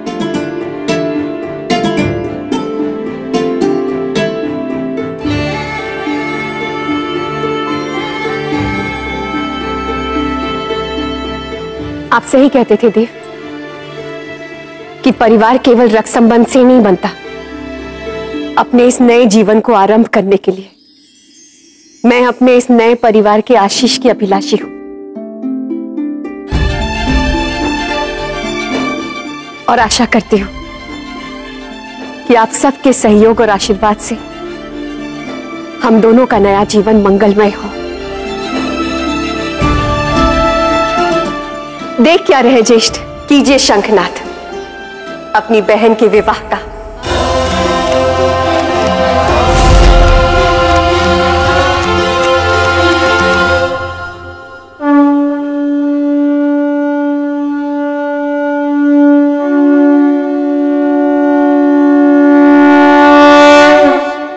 शिव और सती के जीवन के इस मंगल दिन को मैं अमंगल कर दूंगी। एक ऐसा काल और भयानक दिन जो उनके जीवन को एक अभिशाप बनाकर रख देगा। आज मेरी शक्ति के बल से त्रिदेव के अतिरिक्त तुम्हें कोई और नहीं पहचान पाएगा। कोई अनुमान भी नहीं लगा पाएगा कि देवताओं के भेष में देवता नहीं बल्कि असुर है। ताड़कासुर के नेतृत्व में तुम सब वहां जाकर यह सुनिश्चित करो कि शिव और सती का विवाह ना हो सके। पता नहीं क्यों मेरा मन विचलित हो रहा है। ऐसा लग रहा है जैसे जैसे कुछ होने वाला है। हाँ तो होने वाला तो है ना, तुम्हारा विवाह, और विवाह से पहले ऐसी व्याकुलता होना तो स्वाभाविक है। किंतु माता, हम कैलाश में प्रवेश कैसे करेंगे? भले ही हम देवताओं का रूप धारण क्यों ना कर लें, किंतु हम हैं तो असुर ही, और कैलाश जैसे स्थान पर हम असुरों का प्रवेश निषेध है। शिव अपने और सती के विवाह के इस शुभ अवसर पर सभी आगंतुकों का स्वागत करना चाहता है, फिर चाहे वो देवता हो, ऋषि मुनि, गण प्रेत या फिर दैत्य क्यों ना हो। उसकी यही उदारता उसकी मूर्खता सिद्ध होगी।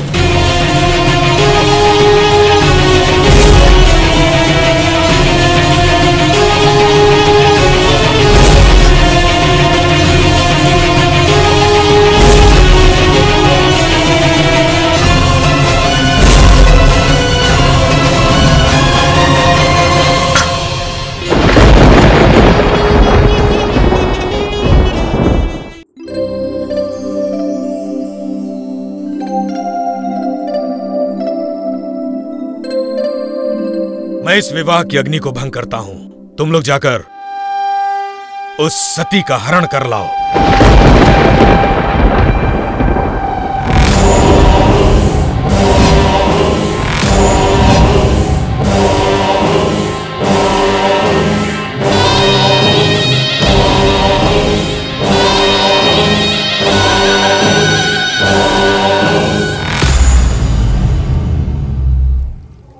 व्यवधान के लिए क्षमा करे देवी, किंतु ब्रह्मदेव ने देवी लक्ष्मी और देवी सरस्वती को पूजन विधि के लिए आमंत्रित किया है। किंतु विवाह से पूर्व वधू को इस प्रकार अकेले छोड़ना तो अनिष्ट माना जाता है। आप चिंता ना करें देवी, आपके लौटने तक मैं देवी सती की सुरक्षा में रहूंगा।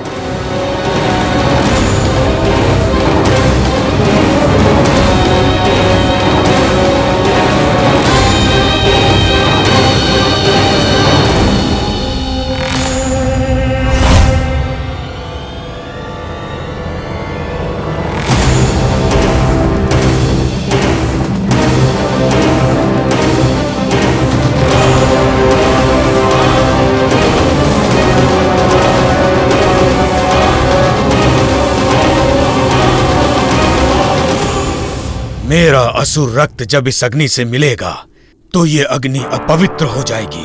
तत्पश्चात शिव और सती का ये विवाह खंडित होगा।